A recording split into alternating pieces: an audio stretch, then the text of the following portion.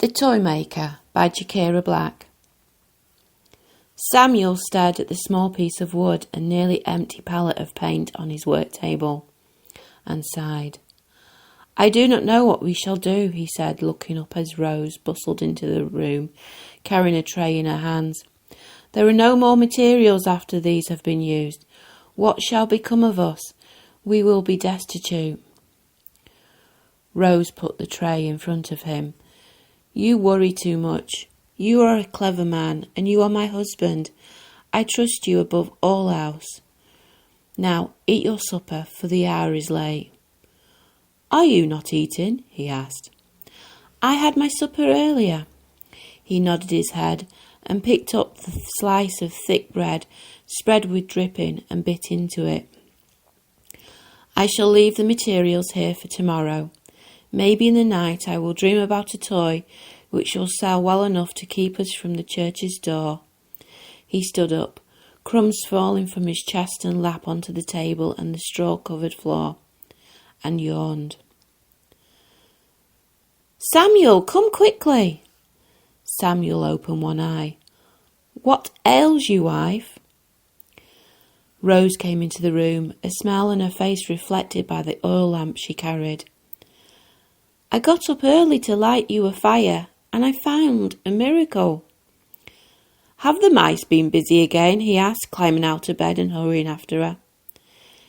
"If so, they are clever mice," she said, starting to laugh as they entered his workroom, and the light from a lamp illuminated the object on his table.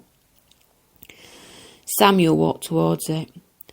The old scarred piece of wood was gone, and the paint palette empty, and in their place was a toy ship which had little holes along each side with oars poking through them and a mermaid carved at the bow. 2 wooden sails were decorated with dragons, and on the deck was a captain at his wheel, a cabin boy near him, and a sailor just about to climb up on a carved guide rope to the crow's nest at the top. It had been painted in shades of yellow. Samuel smoothed his finger along the side of the boat. "It's outstanding." "But who made it?" Rose asked, "for I do not think it could have been the mice." "I do not know," Samuel replied, "but I am grateful to them. This should sell well and give me enough coins to buy materials for 2 toys." Samuel smiled as Rose walked into his workroom that night. Carrying a tray, she put it on the table and passed him a bowl. "This is a feast," she said as she spooned stew into her mouth. "I do not remember when we last ate like this." She picked up one of the slices of bread spread with dripping and dipped it into her bowl.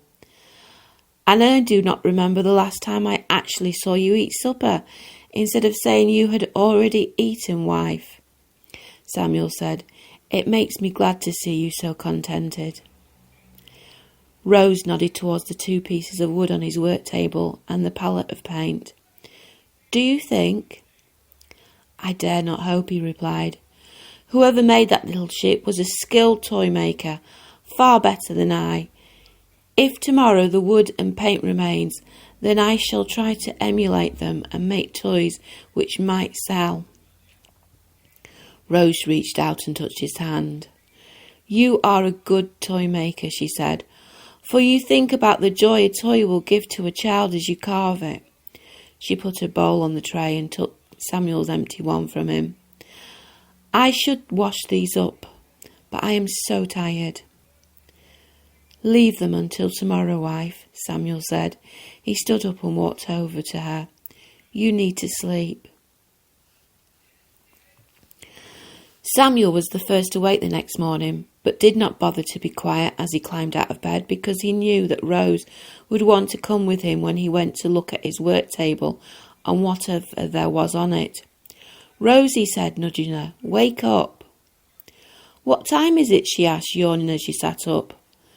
Samuel straightened a nightcap which had been dangling over one ear. "It is time to see if the mice have been busy," he said. "Are you coming?" He blew his hands in the cold air, lit the oil lamp, and then turned to see Rose already opening their bedroom door, a smile of excitement on her face. They walked along the corridor and into the workroom, and Samuel put the lamp by the door, staring at what was laying on the table. Before them lay a small doll, with eyes which opened and closed and looked like a tiny baby. It was wearing a pink carved dress and tiny white shoes with buttons on them, and its skin was pale pink with flushed cheeks. It had blue eyes, pink lips, and a curl of yellow hair on its head. There was also a white horse with a curling mane and tail, pulling a carriage full of people with a man sitting at the front wearing a green jacket and trousers. "These are beautiful," Rose said, touching the lock of yellow hair on the doll's head. "Who is making these beautiful toys?" "I do not know," Samuel said, "but whoever it is, I think they must be hungry."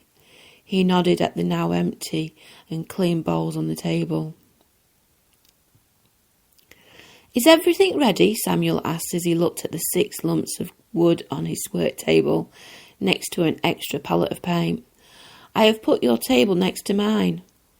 Rose put a platter on the table containing a whole cooked turkey, surrounded by roast potatoes and vegetables. She hurried away again, but a moment later returned with a tray of mince pies, sugar cookies, and a fruit pudding. And a moment after that she put down a tray of fruits and pitchers of creamy milk. "Do you think they will be pleased?" she asked. Samuel nodded his head and yawned. "Can you hear that?" Samuel said as he sat up in bed. "Can you hear the laughter?" He nudged his wife. "I am already awake," she said, climbing out of bed. They crept along the corridor and peered into Samuel's workroom. "What are they?" Samuel whispered. "Are they fairies?" "Nay, husband, I believe they are elves. Look at their ears." Before them were 3 small men and 2 small women, all dressed in bright shades of red and green. Little red caps on their head with bells dangling near their eyes and shoes which curled at the toes. Samuel and Rose watched as they devoured the food, singing and dancing as they did. And then, after they carefully cleaned their hands, the elves started to make the toys. "Rose," Samuel whispered, "are you all right? I think we must have fainted as we watched the elves last night. They probably had to step over us to leave." Rose glanced blearily around. "The last I remember is one of them had picked up one of the blocks of wood and was staring at it. And then I woke up." She rubbed her eyes. "What happened?" "I do not know," he said, pushing open the door to his workroom. He gasped. "I left enough materials to make just 6 toys. How can there be so many?" The table before them and the table which had been cleared of the elves' feast were piled high with toys. There were more toys on the chairs the couple usually sat on, and even more on the floor, and each was as delicately carved and beautiful as the ones they had already sold. "These toys will bring us more coins than I could ever hope to earn in my whole life," Samuel said. "We shall be rich." Rose sighed. "What is wrong? Do you not like that we will be rich?" "It is just that," she sighed. "Those elves have given us so much.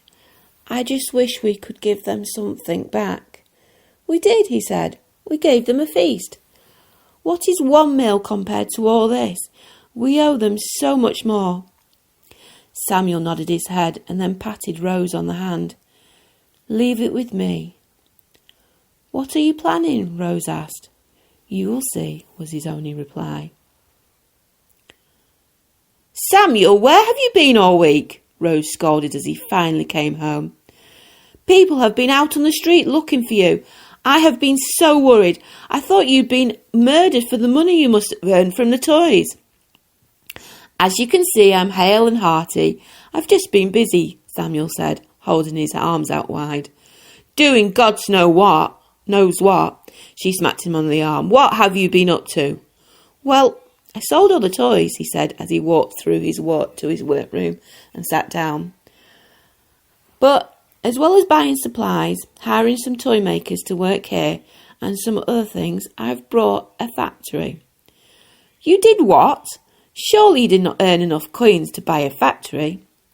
"It did not cost me too much. I've known about the factory for months. I knew that the owners were struggling, as even though they are master toy makers, they know nothing of the business world. So with our newfound wealth, I thought I would buy the place." "You cheated them out of it." "No, woman, have you no belief in me? I bought it and offered them jobs," he smiled. "It is some way north from here." "North? The only thing north of here is the Pole. Do not tell me you've bought a factory in the North Pole." "I have, and we're going to move there." Samuel frowned. "I thought you would be happy." "Happy? Why would I be happy?" "Because you wanted to help them." "Help who?" "The elves." "I thought you wanted to help the elves," he gasped. "I did tell you that the old owners are elves, didn't I?" Rose sat down on a chair. "You left that out." "Well, I'm telling you now, the workers are elves, and they've been giving the toys away for free. So now they're going to work for you and make you toys to sell?" "No." "No?" "The toy makers I had in town are going to make toys and sell them for me, and we are going to live off the proceeds and give the toys the elves make away to children for free." "For free?" The elves were adamant that they had to be given away for free. "Oh, wife!" He leant forward and kissed her on the lips. "Life is about to change so much. It is a magical place up around the factory. Please be happy about this." Rose looked into her husband's eyes. "I am happy if you are happy," she said. "But tell me, what are we going to call this factory? Samuel Tanner's workshop?" "The elves could not say my name, so they renamed me." "They renamed you? So what am I to call you now?" "My darling wife." "You can call me any name you want." "But the elves, they call me Sam Ta, or Santa for short." He started to laugh. "And you, my wife, will make feasts for the elves of Santa's workshop."